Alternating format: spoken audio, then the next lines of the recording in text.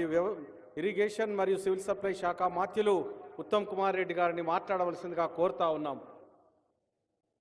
మీరే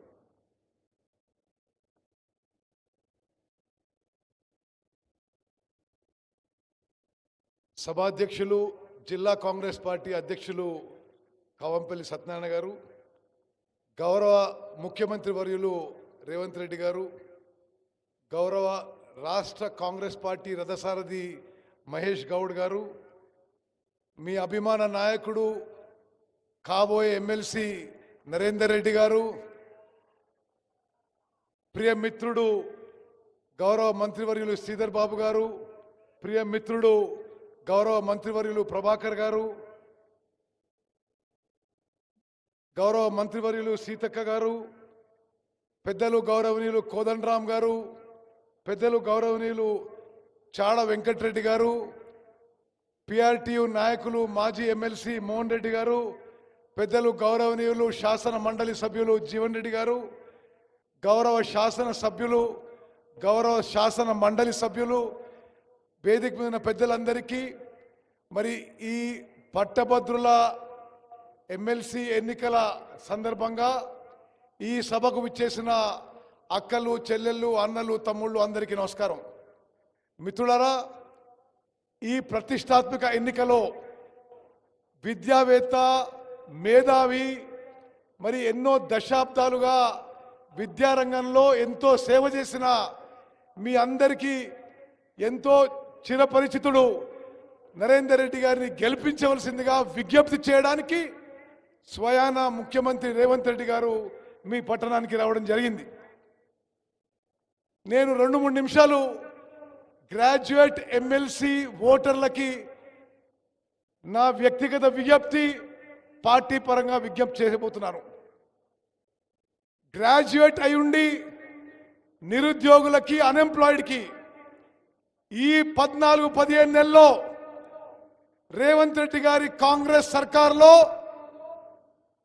ఉద్యోగాలు నింపిన విధానం వేగవంతంగా, గవర్నమెంట్లో 55,000 ఉద్యోగాలు నింపిన విధానం ప్రతి గ్రాడ్యుయేట్ అన్ఎంప్లాయిడ్ గుర్తుపెట్టుకోవాలి. 11,000 టీచర్ల భర్తీ చేసిన విషయం గుర్తుపెట్టుకోవాలి. కాంగ్రెస్ పార్టీ చేతులు బలపరచండి, రేవంత్ రెడ్డి గారి చేతులు బలపరచండి. గ్రాడ్యుయేట్ ఎమ్మెల్సీలో ఉన్న ఓటర్లు, నిరుద్యోగులు, అన్ఎంప్లాయిడ్ మీ అందరికీ ఉద్యోగాలు మరింత వేగవంతంగా మరి భర్తీ చేస్తామని, ఆ వేకెన్సీస్ నింపుతామని ఈ సభాముఖంగా ప్రభుత్వం తరఫున హామీ ఇస్తున్నాం. మిత్రులారా, అదేవిధంగా టీచర్ల విషయంలో మరి టీచర్లు చాలామంది ఓటర్లుగా ఉన్నారు ఈ ఓటర్ లిస్టులో. టీచర్ల విషయంలో 10 ఏళ్ల తర్వాత నేటి కాంగ్రెస్ ప్రభుత్వం, కాంగ్రెస్ పార్టీ అధికారంలో వచ్చిన తర్వాత మీ ప్రమోషన్లు, ట్రాన్స్ఫర్లు, మీ సర్వీస్ కండిషన్స్లో మీకు మేలు చేసిన విషయం కూడా మీరెవరూ మర్చిపోదని చెప్పి పనిచేస్తున్నారు. మరి ఈ ఓటర్ లిస్టులో ఉన్న ప్రభుత్వ ఉద్యోగస్తులు దయచేసి గుర్తుపెట్టుకోవాలి.